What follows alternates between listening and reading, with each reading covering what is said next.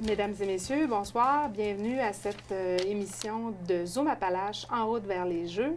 Aujourd'hui, je suis avec Madame Sonia Lacasse, qui est responsable disciplinaire du tir à l'arc. Bonjour Sonia. Bonjour Karine. Écoute, on a pris quelques minutes pour parler du tir à l'arc, puis j'ai dit il va falloir que tu me convainques d'aller voir une compétition de tir à l'arc, parce que là, j'ai dit, quelles règles, qu'est-ce qu'on a à surveiller, qu'est-ce qu'il y a d'intéressant à aller voir une compétition de tir à l'arc? Comment ça marche? Qu'est-ce que j'ai à apprendre? Tout. Alors, je te laisse m'expliquer ce sport-là. Bien, en fait, le tir à l'arc, ça comprend, il y a 3 disciplines principales en tir à l'arc. Il y a le tir concentrique, c'est ce qu'on va voir au cours des Jeux du Québec. Il y a aussi le tir animalier et le tir sur parcours campagne qu'on appelle. Nous, aux Jeux du Québec, ce qu'on va connaître, c'est uniquement le tir concentrique, un peu comme ce qu'on voit aux Jeux olympiques, c'est-à-dire sur des ballots de tir à l'arc, on va tirer sur des cibles papier où que l'objectif est d'aller chercher, bien évidemment, le meilleur pointage. C'est un sport où on calcule les points. Parce que je veux dire que même quand on a des Jeux olympiques qui sont télédiffusés, on ne voit pas beaucoup de télédiffusion de tir à l'arc. Effectivement. T'sais. Alors, tu peux m'expliquer ce que les jeunes ou les athlètes doivent faire pendant cette compétition-là? Là? Donc, là, c'est la première chose que j'apprends, c'est qu'il y a un système de pointage. Comment ça marche? Effectivement. Donc, les cibles, c'est des cibles concentriques qui peuvent être de différentes grosseurs, qui vont dépendre des fois de la catégorie, de l'âge, du sexe, qui peuvent dépendre de la grosseur de cette cible-là et de la distance à laquelle elle est aussi. Donc, ce qu'on doit faire, c'est lancer les flèches. Et sur cette cible-là, il y a différents cercles. Et le cercle central valant plus de points, que plus qu'on va vers l'extérieur, évidemment, bien, à ce moment-là, le pointage diminue. Donc, le calcul des points va se faire justement à la somme des différentes rondes qu'on va faire, qui va établir le pointage final là, pour... dans le fond, la personne qui fait le plus de points va avoir effectivement... Là, donc, tu me dis qu'il y a plusieurs rondes. Ça veut dire que les jeunes vont tirer plus qu'une fois. Oui. OK. Donc, oui, ils vont tirer quand même plusieurs flèches. Ah oui? Mais il y a une première qualification, puis il va y avoir une finale également. OK. Donc, une première qualification, ça veut dire que vous en sélectionnez, je ne sais pas combien, mais un certain nombre. Alors, ceux qui ont les moins bons résultats sont éliminés et on poursuit avec un bassin plus réduit. Et dans ce bassin plus réduit, on a un certain nombre de tirs et là... On va être en mesure de déterminer qui vont être les gagnants. OK. Dans ces classes-là, nous autres, au Jeux du Québec, c'est des jeunes entre 12 et 17 ans. Ben oui. Donc, on a plus qu'une catégorie, en fait. Il y a une catégorie bien, pour les plus jeunes, 12, 13, 14. Une autre catégorie pour 15, 16, 17. On a les garçons et les filles qui tirent séparément aussi. Et il y a aussi la catégorie qui est là selon le type d'arc, parce qu'on va retrouver des arcs recourbés et des arcs à poulies. Donc ça, ces concurrents-là vont être dans des catégories différentes. Ah, alors même au niveau de l'équipement, il y a différentes catégories. Parce que le tir avec arc recourbé est davantage un tir un peu plus instinctif. Donc, ça demande, c'est une technique qui est différente de quelqu'un qui tire avec un arc à poulie. Puis, qu'est-ce qui va attirer un jeune vers ce sport-là? Parce que, je veux dire, c'est vraiment... Tu sais, c'est un sport de précision. C'est pas un sport... Est-ce que c'est un sport qui demande un entraînement physique particulier? Je dirais que c'est un sport qui demande beaucoup de discipline, de concentration, de contrôle sur soi. Parce que c'est sûr que si je fais un tir avec beaucoup de pression, j'ai un stress, je tremble, je prends pas le temps de faire toutes mes étapes parce que c'est un sport qui demande énormément de technique. Il y a différentes étapes avant de dire je laisse aller ma flèche.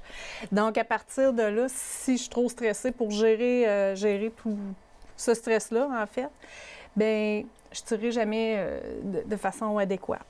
Fait que oui, je dirais les jeunes aiment ce sport-là parce que c'est un sport, oui, individuel, sur lequel qu'on peut avoir un contrôle, puis qu'on peut se mettre des défis, des objectifs, puis avec la pratique, puis ça demande énormément de pratique, évidemment, bien, on peut arriver avec une belle amélioration dans le temps, Puis, je veux dire, c'est une belle fierté là, pour le jeune qui fait ça. Puis au niveau des entraînements, des entraîneurs, Oui. il ne doit pas en avoir des tonnes au Québec. Non, il y a certaines régions que, je dirais, il y a plus de jeunes. On va retrouver certains entraîneurs, mais la Fédération, il y a des entraîneurs certifiés qui sont là dans certains clubs pour justement aider nos jeunes à se développer, à s'améliorer dans ce sport-là, effectivement.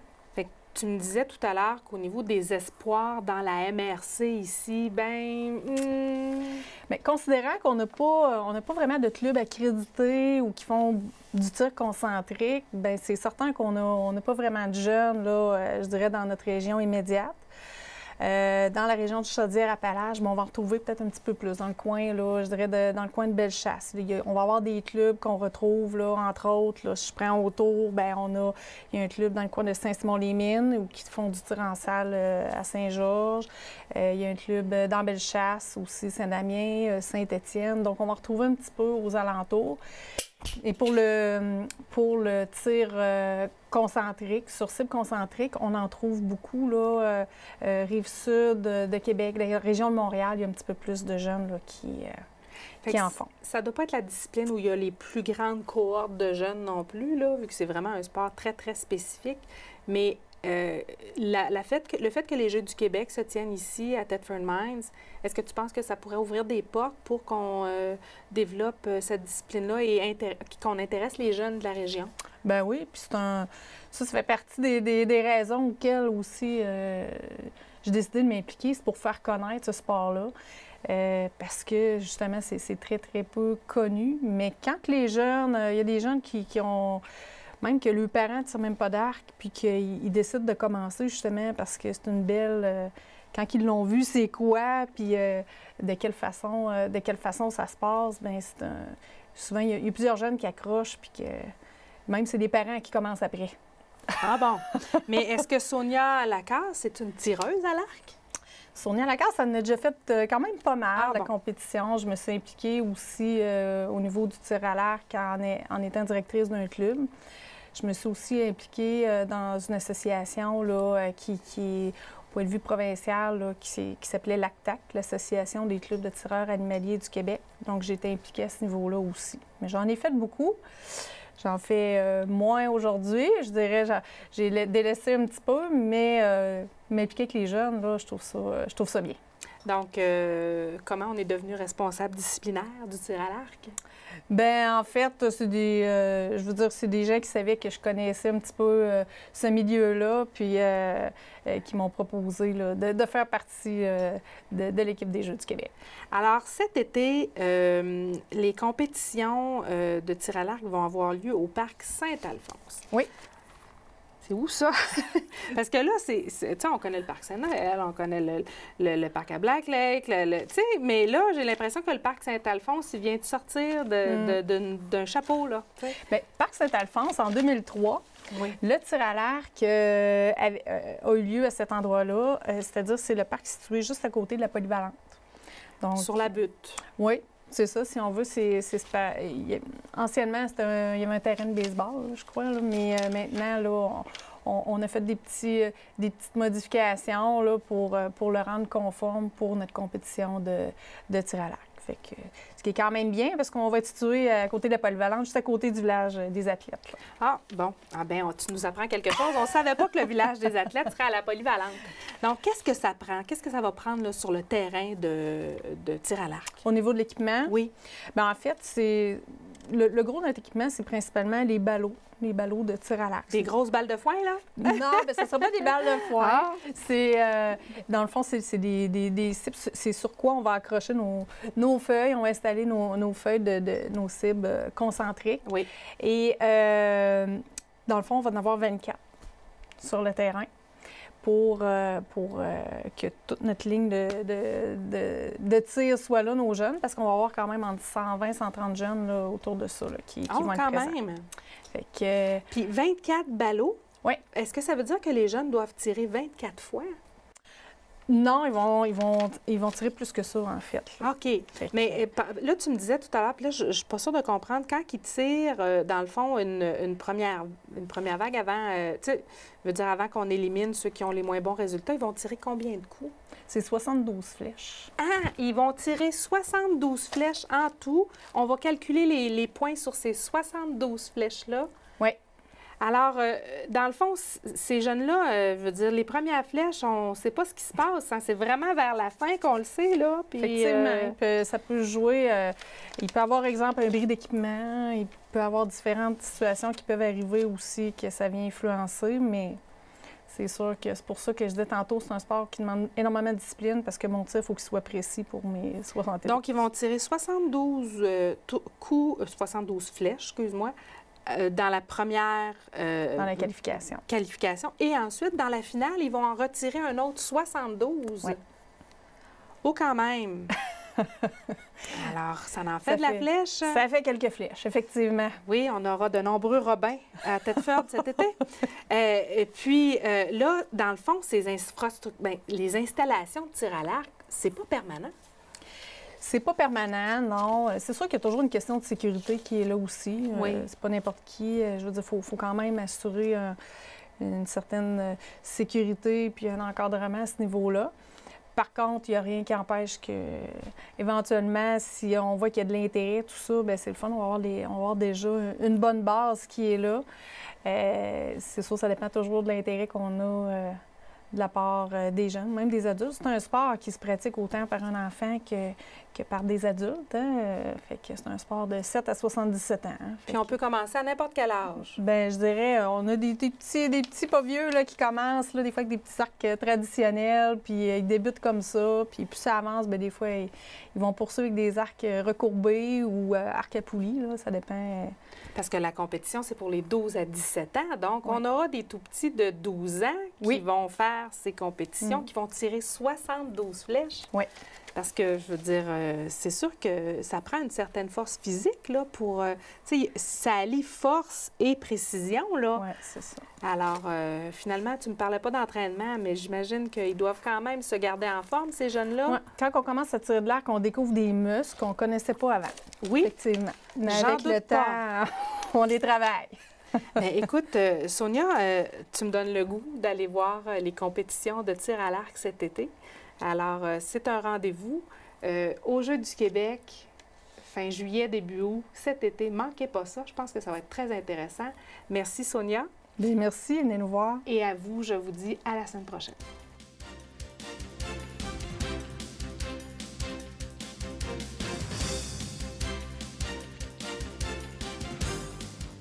Louis-Étienne, pourquoi avoir choisi Les Misérables pour le 50e anniversaire de la troupe de théâtre Les Cabotins?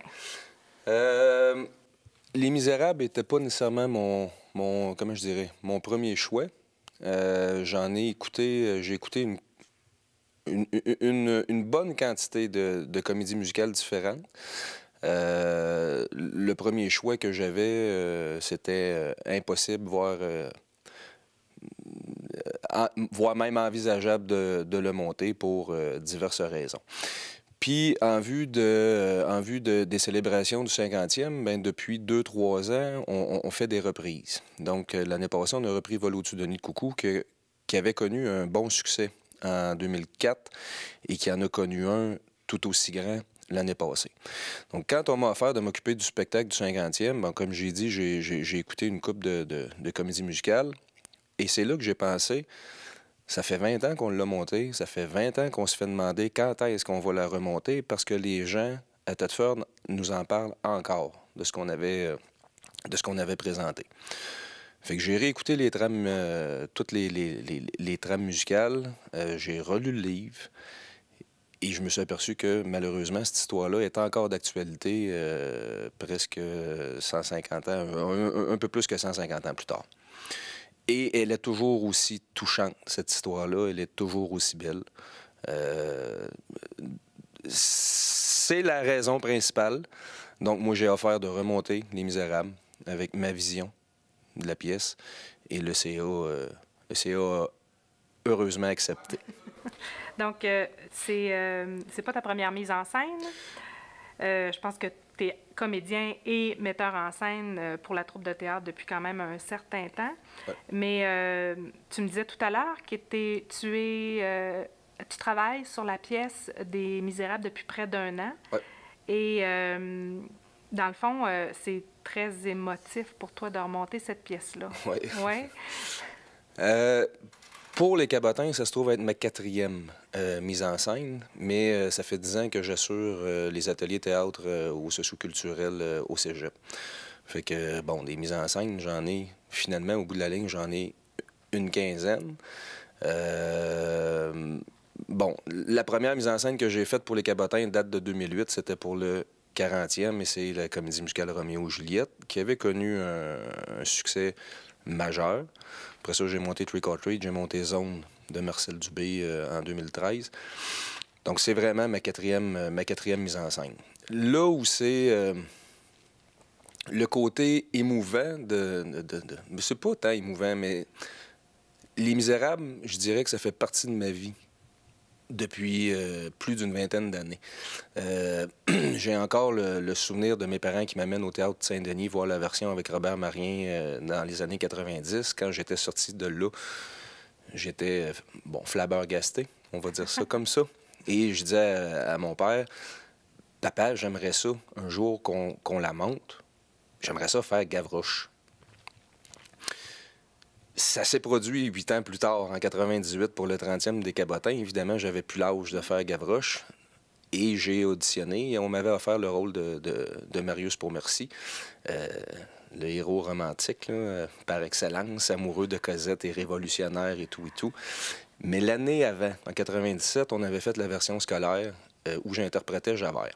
Et ça a fait partie de mes études aussi au cégep. J'ai étudié le roman de fond en comble. Je pense que j'ai fait une dissertation de je ne sais plus combien de pages sur l'œuvre de Victor Hugo. Donc, elle fait partie de ma vie, cette œuvre-là, complètement. Et cette année? Hein? Cette année? Ben, qui joue Gavroche? Mon fils. Alors, c'est très émotif. C'est très émotif. Ouais.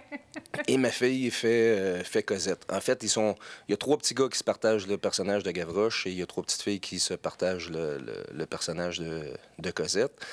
Mais mes enfants, eux aussi, ont passé l'audition.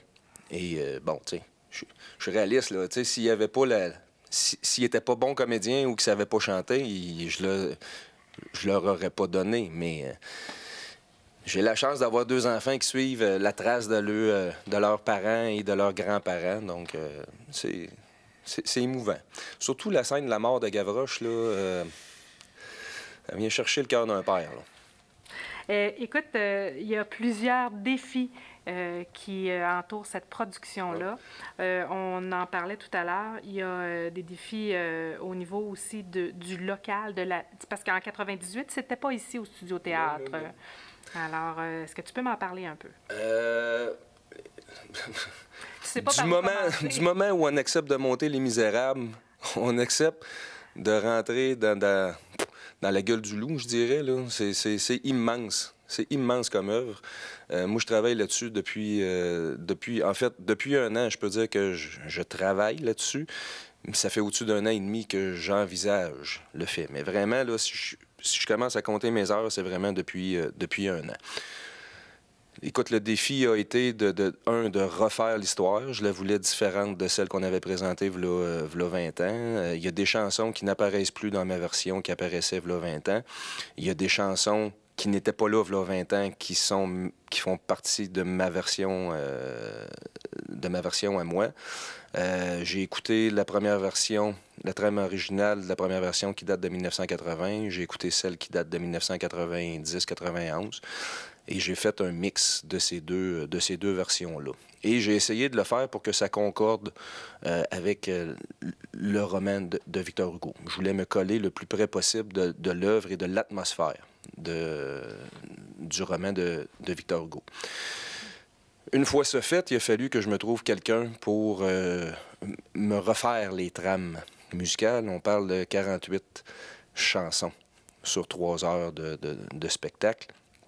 Et j'ai eu la chance... En fait, j'ai eu J'ai eu la très bonne idée de l'offrir à Martin Rodrigue, un gars hyper talentueux que je connais depuis plusieurs années. Il me fait un travail colossal, mais c'est de toute beauté. Les trames musicales qu'il m'a fait. Moi, je m'occupe de la mise en scène, mais je suis pas directeur musical. Donc, il a fallu que je me trouve quelqu'un, parce qu'il faut que ça chante, tout ce beau monde-là. Il faut que ça soit capable de jouer les comédies, mais il faut que ça soit capable aussi de chanter. Ça fait mal chez les autres quand on n'a pas de rôle dans l'histoire. Mais dans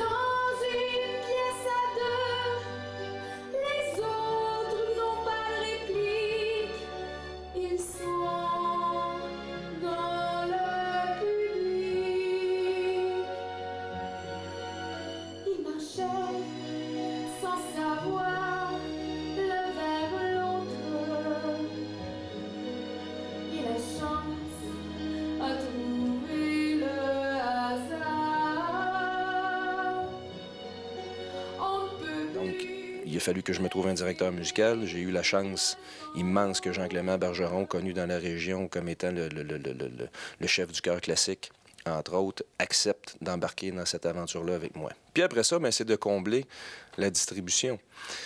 Donc, il y a eu les auditions. On parle d'au-dessus de 35 comédiens-chanteurs. Là-dessus, on compte une dizaine d'enfants figurants. Donc ça aussi, c'est tous des défis. Côté décor, le décor en est un défi.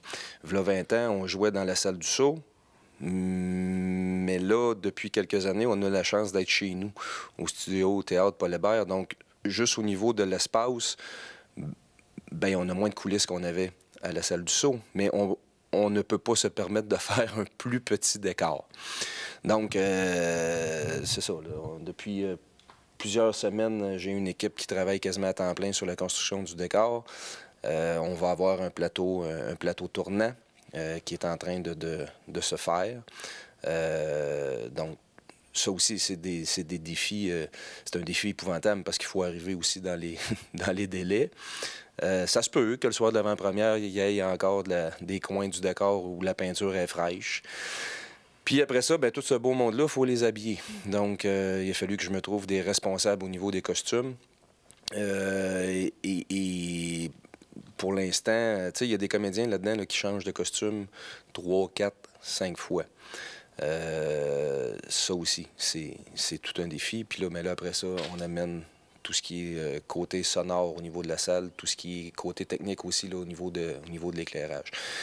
Donc, écoute, je te dirais, d'une journée à l'autre, d'une semaine à l'autre, il y a toujours des défis nouveaux qui apparaissent et qui sont à relever.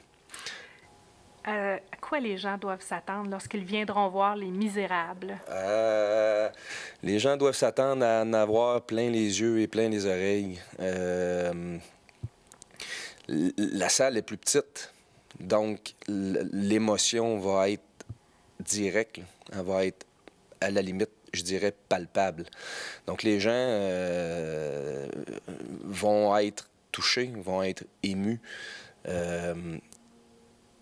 Mais ils vont aussi avoir il y a le côté amusant des Thénardier qu'on ramène à ça. Les Thénardier sont là, c'est un peu les bouffons de la gang, même si leur réalité est noire. Là. Ça reste des abuseurs d'enfants puis des profiteurs de système. Fait mais il y a le petit côté clownesque des Thénardier qui vient comme mot apaiser, mener la charge émotionnelle, je dirais.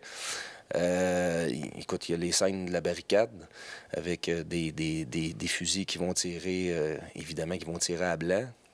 Donc, à être touché, ému, à être amusé par les Thénardier, à être époustouflé par des scènes épiques, je dirais, de combat.